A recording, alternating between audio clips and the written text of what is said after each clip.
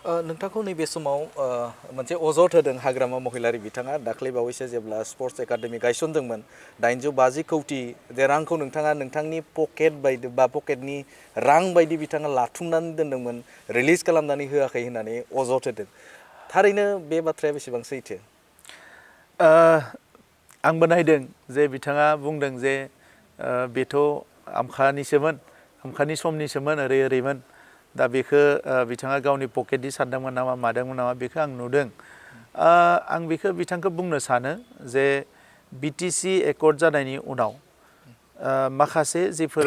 इनफ्रास्ट्राक्चार जादों माखासे माने एफा एनै बै इनफ्रास्ट्राक्चारफोरा खोब सास्टेनेबल एबा दानि जि मडार्न माखासे फेसिलिटिसफोर एबा जिखिनि प्रभिजन्सफोर बेफोर गैयामोन दा 2020 मायथाइनि एकर्डआव जों जिखिनि इन्स्टिटिउसनफोर मोनदों बै इन्स्टिटिउसनफोर बै जोंनि माखासे जोंनि जि इन्डास्ट्रियानो जा बा फुड प्रसेसिं इउनिटआनो जा जेफोरखौ जों मोनदों बेखौ जोङो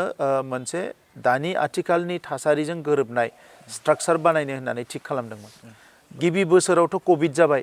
कोविडनि थाखाय जोङो सरकार दादोंब्लाबो बोसोरसे खामानि मावनो हायाखै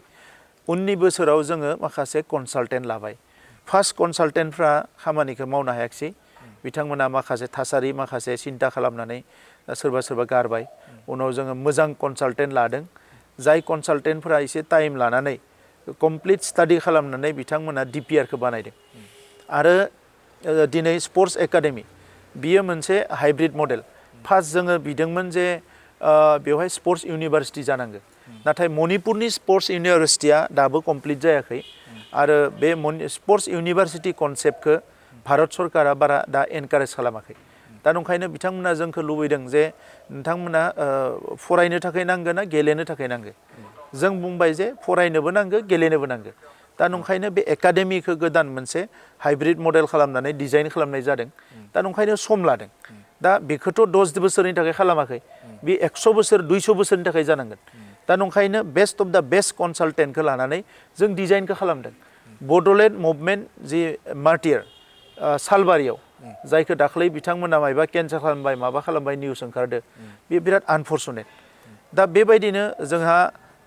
अर्गेनिक मेन्युर आजिखालि केमिकेल फार्टिलाइजारजों मानसिफ्रा गोबां केन्सार जादों पेस्टिसाइड जानानै बेराम जादों दा नंखायनो जोङो अर्गेनिक मेन्युर प्रडाक्शन सेन्टारनि थाखाय जोङो बानायदों बेम्ब'नि थाखाय जों बानायदों दा बेफोर गासैखौबो नेशनेल हाइवेनि बोथ साइड एम्प'रियाम बानायनो थाखाय जोङो थिक खालामदों दा बेफोरो मोनसे इनफ्रास्ट्राक्चारा मोनसे इन्स्टिटिउसना फैगौ 50 बोसोर 100 बोसोरनि थाखाय बानायनांगोन आरो बेवहाय मडार्न डिजाइन आर्किटेक्ट आरो मडार्न माने गासैबो फेसिलिटिसफोर बिनि प्रभिजन्सफोरा थानांगोन दा नंखायनो बेखौ सानसेयावनो बिथाङा दै गुदुंजों मै होनाय बायदि बानायब्रबनानै आगोलाव जेखौ बिथांमोना बानायदोंमोन गोबां बिल्डिंसफ्रा माने ओरैबायदि जायगायानो गैया बिराद पोस्ट गोजा गोबाङानो अखा सेरनाय बेबायदि माखासे थासारिजों फैनानै नुफैदोंमोन जा गेस्ट हाउसखौ जोङो रिन'भेट खालामबाय क'क्राझारनि दिल्लीनिखौबो जों खालामगासिनो दङमोन मानोना बेवहाय सोरबा सासे आलासि थाफैयोबा ओरैबायदि मोनसे गाज्रि अबस्थामोन सेक्रेटारियेट अफिसाव माखासे कनफारेन्स हलफोरखौ जों बानायबाय जेरावनोखि चिफ मिनिस्टार गभर्नर फैनानै बेखौ एप्रिसियेट खालामदों दा बे गासैखौबो जोङो मोनसे सिन्ताधाराजों खालामदों आरो दा बिनिखायनो एसे टाइम लादों दा बे फैसाखौ बिथाङा आंनि थाखाय दोनदों होननानै बुंदों बे आंनि थाखाय नङा बिनि गरसे गरसे फैसायाव जोंनि मुंख्लंफोरनि थै नांनानै दङ मुंख्लंफोरनि जिउनि बेसेना बे फैसायाव नांनानै दङ दा नंखायनो आंथ' आंनि होननानै सानाखै आं बेखौ रायजो राजानि आरो बर' माहारिनि होननानै साननानैनो आं खामानिखौ मावदों आरो बिथांखौबो आं खावलायगोन जे बेखौ कन्ट्रेक्टरि सिन्तायाव लांनानै जानला मानला गारसोमना दोननानै एबा जानला मानलानो होनानै फैसा जानायनि धान्दायाव मावोब्ला बियो दुखुनांथाव जागोन खारन बे फैसाया 1500 कौटि थाखाया बियो जोङो मायबा मोनसे इनफ्रास्ट्राक्चार लुनायाव 1 बोसोर 2 बोसोर लेट जानो हानाय बे गिदिर बाथ्रा नङा बोसोरसे बोसोरनै खिन्थु बेखौ जों जायखौ बानायगोन बियो जाहाथे सास्टेनेबल जायो बियो जोंनि हारिनि थाखाय माबा मोनसे रिटार्न होनो हानाय जायो बा जोंनो माबा मोनसे रिजाल्ट होनो हानाय जायो बै सिन्ताखौ खालामनानैसो बिथाङा मावलांनांगोन दा दिनै स्पर्ट्स एकाडेमि बिनि इनफ्रास्ट्राक्चारखौ बानायनायजों लोगोसे बेखौ सालायगोन सोर खारन बेखौ सालायनायनि थाखाय बेवहाय थाखा गैया रां गैया बिनि थाखायबो जों मोबिलाइज खालामनांगोन दा साइ स्टेडियाम क'क्राझारनि दिनै बिथांमोना बेखौ मा बुंगोन बेखौ साइ स्टेडियामा जेबो गैयामोन बेवहाय फैनानै जों गेलारि बानायबाय गेलारिनि उनाव रुफ होबाय बेखौ माने स्प्रिंकल लागायनाय जोङो मोनसे स्टेडियाम बानायबाय जेरावनोखि अखा बोथोरावबो फुटबल गेलेनो हायो दा दिनैनि समाव बिथांमोना जोंखौ अपोजिशननि नामाव अपोजिशन खालामनो सोंखारियो खिन्थु बड'लेण्डनि मासियाव जिरायनाय लोगो लोगो जों हानजा हिसाबैनो बा आं हिसाबैनो जा जे आंनि न'खरनि थाखाय आं जेसेबां सिन्था खालामो बिनिख्रुइ बांसिन सिन्था खालामनानै जों खामानिफोरखौ मावबोदों दा नंखायनो दिनै बिथाङा इनसाल्ट खालामनानै माबा मोनसे हासि तामसा खालामनानै जोंखौ जेबो रोङै दिन्थिनो गावनिख्रुइ गाहाय दिन्थिनो जाम्बा बानायनो जि खोथाफोरखौ बुंदों बिथाङा 10ता बेबायदि बाथ्रा बुंनो हायो आंहा बेवहाय जेबो अरजानांगौ गैया नाथाय खामानिखौ मावनायाव जाहाथे नोजोर होयो आं बेखौसो खावलायगोन नोंथांनिफ्राय मोनथिनो थाखाय नाजागोन बिटिआर गोजोन गोरोबथानि 280 आर्टिकेल आरो 125 एमेन्डमेन्ट बे माबायदि जानानै दङ जिहेतु दुलाराय बर' फरायसा आफादाबो बेखौ लानानै सोमावसारदों बिटिआर गोजोन गोरोबथा खालामग्रा नोंथांमोना जोबोदनो बेखौ लानानै नैबे पार्लियामेन्टआव लाबोनायनि मोनसे बा बेखौ पास खालामनायनि मोनसे बाथ्रा बे समाव बेरखांबाय थादों माबायदि जानानै दं बेयो 125 एमेन्डमेन्ट बिनि जि बिल बियो 2019 मायथाइयावनो राज्य सभायाव फैदोंमोन आरो बिनि उनाव बेवहाय मोनसे शर्मा कमिटि बानायनाय जादों आनन्द शर्मा दा बे कमिटिया आफ्टार माने इंट्रोडक्शन अफ द बिलखौ इंट्रोड्यूस खालामनायनि उनाव बे कमिटिखौ बानायनानै माखासे कनसाल्टेशन लाबाय थानाय जादों जोङो जेला बिटिआर गोरोबथा खालामनो थाङो अब्ला जों नायदों जे 6 शिड्यूल हिसाबै जि एमेन्डेड 6 शिड्यूल बिटिसिआ जाबाय आगोलावथ' हिल्सनि थाखायल'मोन जोंनिया एमेन्डमेन्ट खालामनानै जों माबा प्लेन्सआव मोनबाय खिन्थु बेवहाय माखासे जि मोनसे प्रोविजन्स 6 शिड्यूलनि बेखौ बबेबाखौ एसे माने डाइल्यूट खालामनो नाजानाय बायदि जादों दा बेफोरखौ जोङो एसे नोजोर होनानै जे थार्ड एकर्ड जि जागोन बेवहाय जुदि आलादा रायजो जालाबा बा इउनियन टेरिटरि जालाबा जे थाखानाय 6 शिड्यूल काउन्सिल जेरावनोखि जोंनि हा हुनि अधिकार गुबुन गुबुन अधिकारनि बाथ्राया 6 शिड्यूलाव रोखा जायो दा बेफोरखौ नायनानै बिनि जे हाथाइखौ बोरै गोरासिन खालामनो हायो बेखौ नोजोर होनानै जों काउन्सिलखौ खालामदों आरो इयुन जोलैनि थाखाय मोनसे क्लु मोनसे लामा होलांनो हायो जायनि थाखाय सिमाया गहपुरसिम बारायनांगौ बाहेराव मोनसे काउन्सिल बानायनाय बे गासैबो बाथ्राफोरखौ लानानै बे वेल माने डिजाइन मोनसे खालामनाय जादोंमोन बै समाव आरो बेजोंनो बेयो जाबाय बिनिफ्राय 125 एमेन्डमेन्टनि बेलायाव बियो अकल हारसिं जोंनिल' नङा बियो गासै गं 10 नर्थ इस्टआव जि मिजोरामाव 3 मेघालयआव 3 त्रिपुरायाव मोनसे आरो जोंनियाव 3 गंथाम माने काउन्सिल दङ बे गासै गं 10 काउन्सिलनि थाखाय बे एमेन्डमेन्टआ जागोन दा बेवहाय सोरबा बबेखौबा लुबैदों सोरबा बबेखौबा लुबैयाखै जेरै भिसिडिसि इलेक्शन बेखौ आसामाव जानायखौ लुबैदों मानोना इलेक्शन जायाबा बेखौ कन्स्टिट्यूशनेल होननानै हमा आरो अब्ला बियो फान्ड फ्ल'आ मोजां जाया नांगौ बायदि फैसा फैनायाव उसुबिदा जायो दासिम होबाय थादों नाथाय बेवहाय गोबां कुइसन्स जायो दे बेखौ मोनसे इलेक्टेड बडि नङा बियो मानो बिनो थाखा फैसा होनांगौ बेबायदि माखासे कुइसन जायो दा बिनिखायनो भिसिडिसिआव इलेक्शन जानांगौ होननानै बुंदों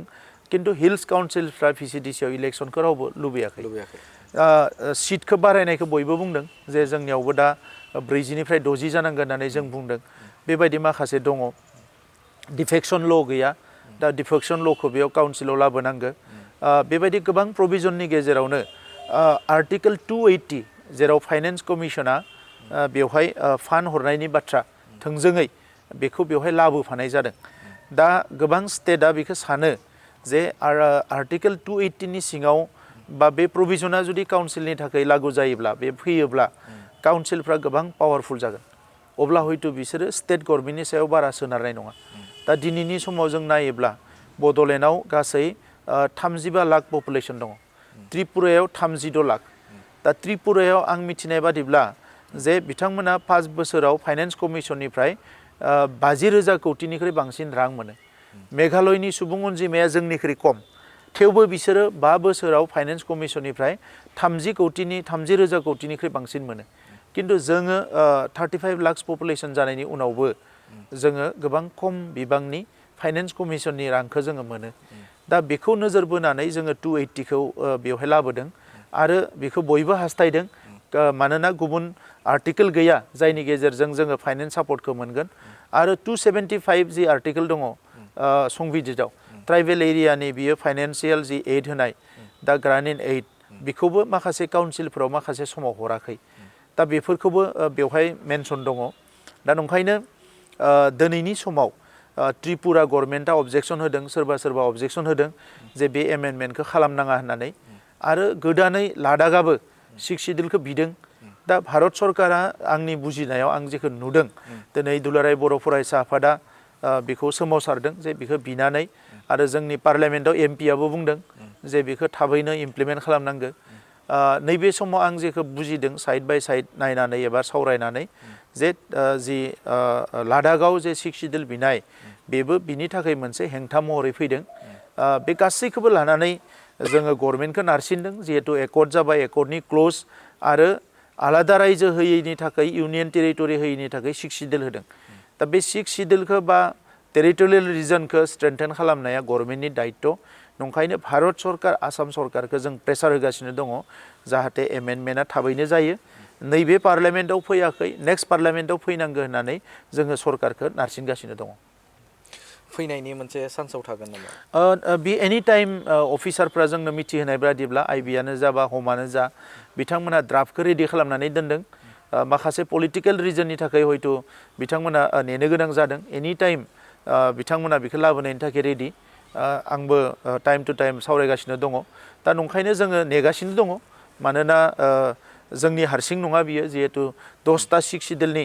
एनि टाइम बियो फैनांगौ आरो फैनाय लोगो लोगोनो जोंहा गोबां काउन्सिल हिसाबै लाब जागोन आरो बेयाव फाइनेन्सियेल फ्ल' जागोन नाथाय बिनि सिगाङावनो जोंनि काउन्सिल गभर्नमेन्टआ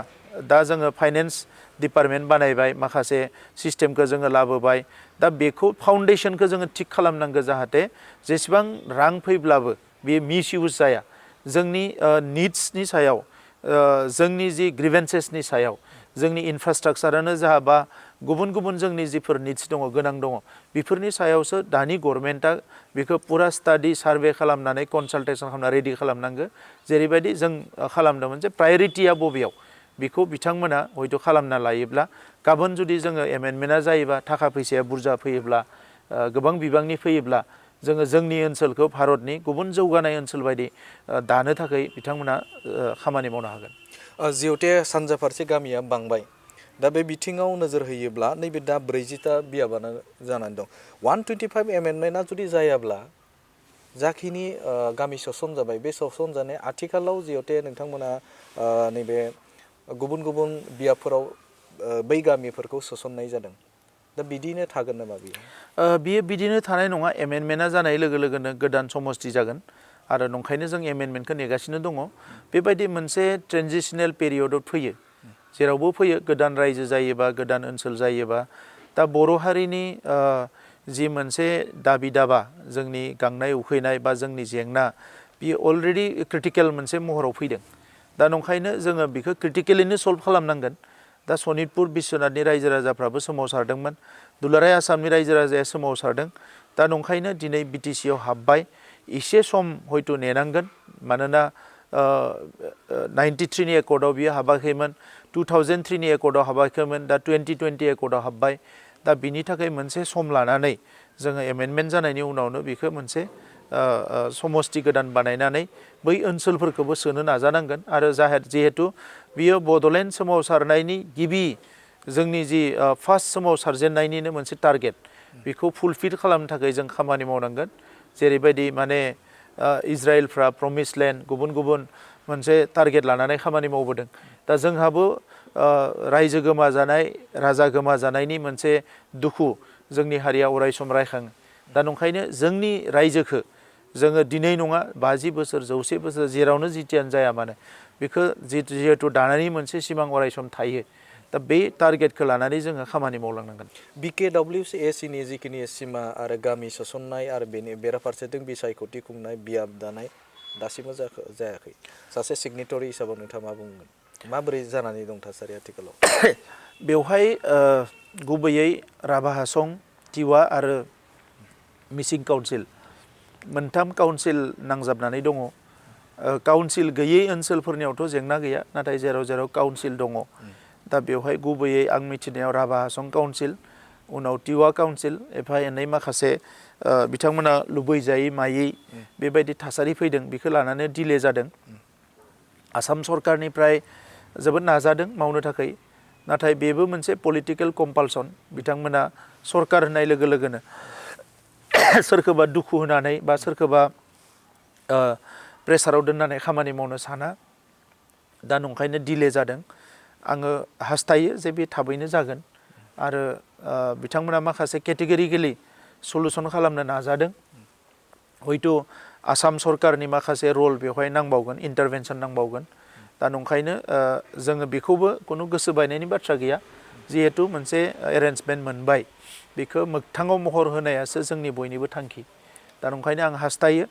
जे सरकारा बेखौ मावगोन आरो जोंनिफ्राय प्रेसारा अराय सम थाबाय थागोन नोंथांमोननि सरकार जेब्ला सालायबाय थादोंमोन बै समाव 3rd ग्रेड आरो 4th ग्रेडनि मोनसे साख्रिनि नोंथांमोना मोनसे आनजाद लानानै दोनबोदोंमोन दा बे बिथिङाव माबायदि जागोन बिथांमोना आरो टेटनिबो जिहेथे बे समाव नोंथांमोना आनजाद लादोंमोन टेट आरो 3rd ग्रेडनि बेवहाय आं सानो बारा गोबाव खालामनो गोनां गैयामोन बिथांमोना CSBखौ थाबैनो दानानै बेखौ होनो हायो आरो 3rd ग्रेडनि बेलायाव अलरेडि इन्टारभिउआ जालांबाय रिटेन इन्टारभिउआ दा बेवहाय भाइभाखौ खालामनानै बिथांमोना सिलेक्सन खालामनानै होनो हायो प्रसेसआथ' गभर्नमेन्ट प्रसेस बियो नों खालाम आं खालाम आरो बेवहाय दिनै जि खालामगोन बिथांमोनानो खालामनो हागोन टेटनि बेलायाव निउसनि बाथ्राया हाबदो जोङो टिचार फोरोंगिरि नांगौ हिसाबै भेकेन्ट पस्ट दङ हिसाबै जोङो थाबैनो बे प्रसेसखौ स्टार्ट खालामदोंमोन आरो बेवहाय बियो जोब्बायमोन नाथाय निउसनिफ्रा जेब्ला डिप्राइभ जागोन होननानै बिथांमोना दुखु मोनबाय एबा बिथांमोना डिमान्ड खालामबाय दा बिथांमोनखौबो जोङो स्कप होनो थाखाय बिथांमोननि जि डकुमेन्ट्सफोरखौ रिचेक खालामनाय एग्जामाइन खालामनाय बे मोनसे प्रसेसखौ स्टार्ट खालामनायाव बियो थाबोदों दा बेखौ बिथांमोना अन खालामनानै एबा स्टार्ट खालामनानै थाबैनो एपइन्टमेन्टखौ होनो गोसोब्ला होनो हायो दा नंखायनो आं खावलायदों थाबैनो बिथांमोना होनांगौ जाहाथे भेकेन्ट पस्टआ थाबैनो फुलफिल जानानै जोंनि सोलोंथाइनि थासारिया मोजां जायो नैबे समाव आं मोनसे बाथ्रा नोंथांनिफ्राय मिथिनो थाखाय नाजागोन जिहेते जोङो नोंथांमोननि सरकार जेब्ला सालायबाय थादोंमोन बे थासारिखौ जों नुनो मोनाखै एबा बे जानगारावमोन जों नुनो मोनदों क'क्राझारावनो ओरैबायदि मोनसे थासारि जों नुनो मोनदों जेरावनोखि आन्थोर जयै जे मेला खुंनायखौ नुनो मोनदों बे जोबखांनायनि उनावनो गुबुन फारसेजों मेला खालामहैयो बे थासारिखौ नुनायखौ जों नुनो मोनदों समाजारि बिजोङाव जों नुनो मोनदों जे बेवहाय फरायसाफोरखौ बा उन्दै उन्दै गावनि फिसाखौनो जे नैबे समाव जुवा गेलेहोनाय बिदि नुनायखौ बा बिदि नुनो मोनदों मा बुङो बे समाव बर' हारिया मोनसे गेरेमसा हारि जानो होननानै सोमावसारदों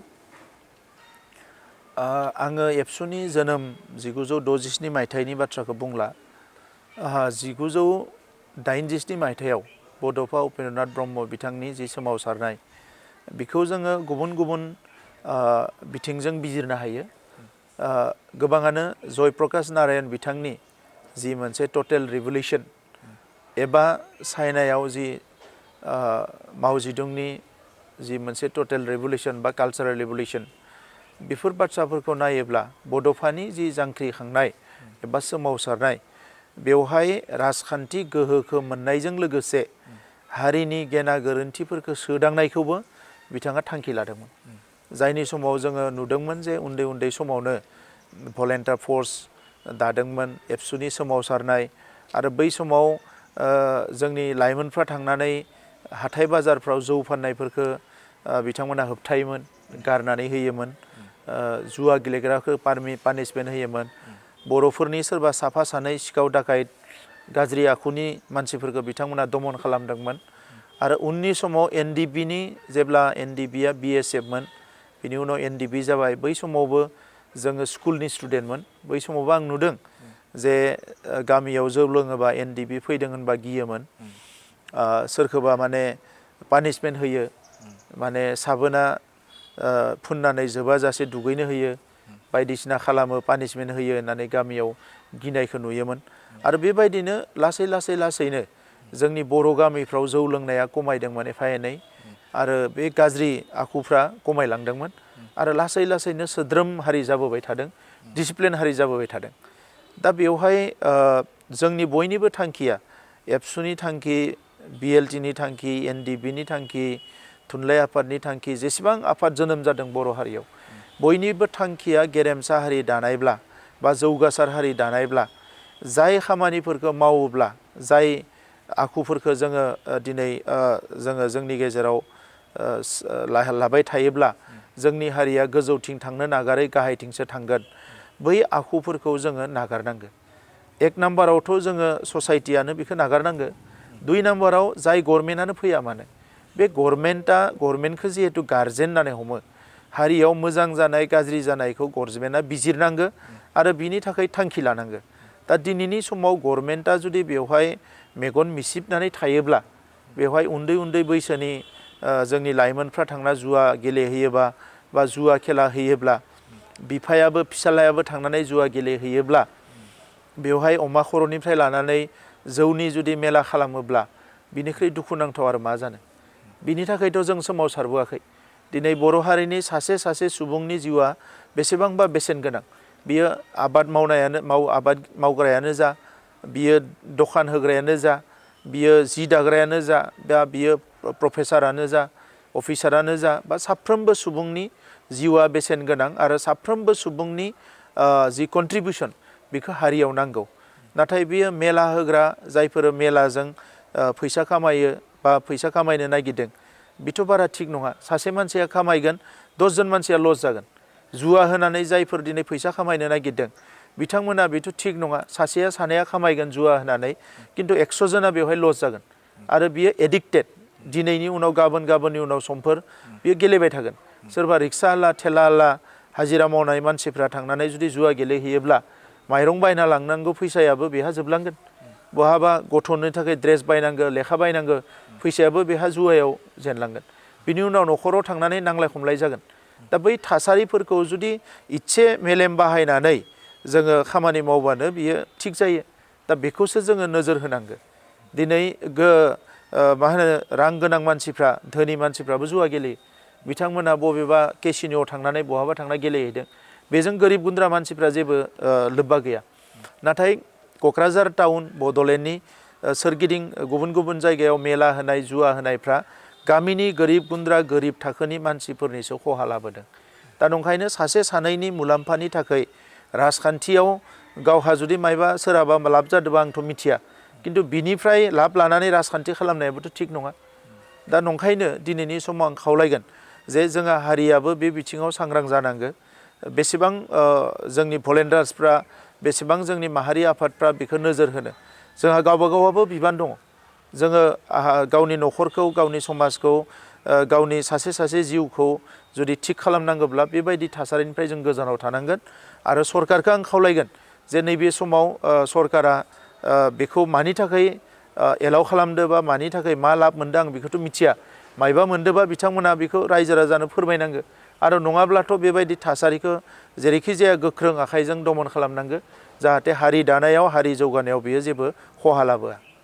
नोंथाङा जेब्ला खुंथाय गोहोआव दङमोन अब्ला बै समाव लाइमोनफोरनि थाखाय आरो बिटिसि हालामनि थाखाय आद्रा बा मावथारनांगौ बै समाव नोंथाङा जा मावबोनो हायाखै दा बैफोरखौ लानानै फैबाय थानाय इयुनाव मा जागोन जों गासैबो खामानिखौ जागायजेनदोंसोमोन 5 बोसोरा जोबोद गोलाव सम नङा मोनसे नेशन बिल्डिंआ बहुद सम लायो दा बेनिखायनो बुंनाय जादों जे Rome was not built in a day दा भारत हादोरा उदांस्रि जानाया 78 बोसोर जाबाय दिनैबो भारतआव गोदान पलिसि गोदान प्रजेक्टफोरखौ बानायगासिनो दङ भारतनि प्रधान मन्त्रि बिथाङा विकसित भारत मोनसे जौगासार हादोर दानायनि बाथ्रा बुंदों बिथाङा आत्मनिर्भरशील भारत जाय माने गावनि सायावनो सोनारनो हानाय मोनसे भारत हादोर दानायनि बाथ्रा बुंदों दा बेबायदि गुबुन खामानिफोरखौ प्रजेक्टफोरखौ बिथांमोना लाबोदों दा बड'लेण्डआव जों जेला सरकाराव फैयो जोङो नोजोर होदोंमोन जे मोनसेया जाबाय इमप्लयमेन्ट गुबुन बिथिङाव जेरैबायदि लाइभलिहुडखौ मेनेज खालामनो हानाय अमा फिसिनाय बोरमा फिसिनाय दंफां लाइफां गायनाय अगुरु बिफां गायनाय क्लाबफोरनो मदद होनाय बेफोरखौ जों मावदोंमोन स्पर्ट्सखौ रुरेल जोंनि स्पर्ट्सआ जिहेतु जोंहा बेवहाय मोनसे पटेनशियल दङ बड'लेण्डआ बर' लाइमोनफ्रा गोबां गेलेमु बिथिङाव गोबां गोख्रों एनार्जि गोनां दा बेखौ नोजोर बोनानै जोङो गेलेमु बिथिंखौ गोसो होदोंमोन सोलोंथायाव जोङो दाबो उनाव दङ दा नंखायनो सोलोंथाइखौ गोजौआव लांनो थाखाय फाउन्डेसन लेभेलनिफ्रायनो जों CRC फोरनोबो कम्पिउटार प्रिन्टार होदों गोबां ट्रेनिं होदों टिचार्सफोरनो दा बेखौ लानानै भेकेन्ट पस्टफोरखौ फुलफिल खालामनो थाखाय जेसेबां हायो नाजादों साइन्स टिचारनि थाखाय मोनसे प्रजेक्ट जों लादोंमोन देग्लाय बोसोराव जे साइन्स टिचारफोरखौ प्राय 500नि बारा एडिशनेल साइन्स टिचार जोङो लानांगो जाहाथे साइन्स मेथ्सआव जोंनि फरायसाफ्रा उनफिननानै थानो गोनां जाया दा बे बिथिंखौ जों नोजोर होदोंमोन बिनिफ्राय स्कलारशिप सिभिल सार्भिसनि थाखाय मेडिकेल इन्जिनियारिंआथ' थाखाबाय बड'फानि सुपार 50नि मुङाव आरो डक्टर बासिराम बर' स्कलारशिप आरो अभारसिस फरेनाव फरायनो थांग्राफोरनि थाखायबो जोङो स्कलारशिप स्टार्ट खालामदोंमोन दा बेबायदि फेल'शिप गोबां प्रग्रामफोरखौ जों स्टार्ट खालामदोंमोन लाइमोनफोरनि थाखाय आरो काउन्सिलिंखौ बाराद्राय स्ट्रेस होनाय जादोंमोन इयुथ काउन्सिलिं सिट डिपार्टमेन्टनिफ्रायबो जोङो मोनफ्रोमबो VCDCआव माखासे काउन्सिलिं प्रग्राम लादोंमोन जाहाथे सोरबाफोर एन्टारप्रिनार जानो नागिरोबा बिथांमोना फैनानै जाहाथे सरकारनि गुबुन गुबुन स्किमजों बिथांमोना खामानि मावनो हायो आरो लोगोसे जायफ्रानोखि फरायनानैनो माबा मोनसे मावनो लुबैयो बिथांमोननि थाखायबो 25 कलेजखौ सायख'नाय जादोंमोन माखासे माल्टिपार्पस कचिंफोरखौ ट्रेनिंफोरखौ होनो थाखाय दा नंखायनो लाइमोनफोरनि खामानि मावनायाव जों जोबोद गोसो होदोंमोन आइजोफोरनिखौबो गोसो होदों आबादारिफोरनिखौबो जोङो गोसो होदों मोनफ्रोमबो बिथिङाव जोङो गोसो होदोंमोन जाहाथे मोनफ्रोमबो सेक्सननि सुबुङा जौगालांनो हायो आरो बिसेसकै दिनैनि लाइमोनानो जिहेतु जोंनि इयुन ओंखायनो लाइमोनफोरनि गुबुन गुबुन बिथिंखौ नायदोंमोन माखासे जायगाफ्रा ड्राग्स जानाय सोरबाफोर ड्राग्स अलरेडि एडिक्टेड जानाय आर्लि मेरेज माखासे सिटुएसन बेफोरखौबो जोङो एसे नोजोर होनानै खामानि मावदोंमोन नंगौ बिथांनिफ्राय जोङो गोबां बाथ्राखौनो मोनथिनो मोनबाय थारैनो रायखांनांगोन जे बे बाथ्राखौ जे आसाम नाङैनो मोनसे थासारि जे मोनद' हारिनि जे STनि जे गुबै बाथ्रा एबा बे समाव आथिखालाव UPPL राजखान्थि हान्जा आरो बिथांमोननि दोलोनि जे मोनद' हारिनि ST होनायनि बेलायाव बिथांमोना दा मा बाथ्रा बुङो बिथांनिफ्राय गोबां बाथ्राखौनो मोनथिबाय राजखान्थियारि बिथिङाव नोजोर होयोब्ला जोङो फैबाय थानाय एसेम्ब्लियाव बिथांमोननि जे रला माबायदि थागोन बेनि सायाव बिथांनिफ्राय मोनथिबाय ND एलायन्सनि सायाव बिथां गेदेमानिफ्रायनो जों गोबां बाथ्राखौनो मोनथिबाय आथिखालनि BTCनि जे थासारि बे थासारिनि सायावबो एबा राजखान्थियारि बिथिंजों थासारि बेनि सायावबो गोबां बाथ्राखौनो बिथां गेदेमानिफ्राय मोनथिनो मोनबाय थारैनो नोंथाङा बड'लेण्ड बुब्लिनो जे नोंथांनि जे बेसेन गोसा समखौ जोंनो थिनानै होबाय बिनि थाखाय जोबोदनो मोनसे साबायखर बावबाय गोजोन्थों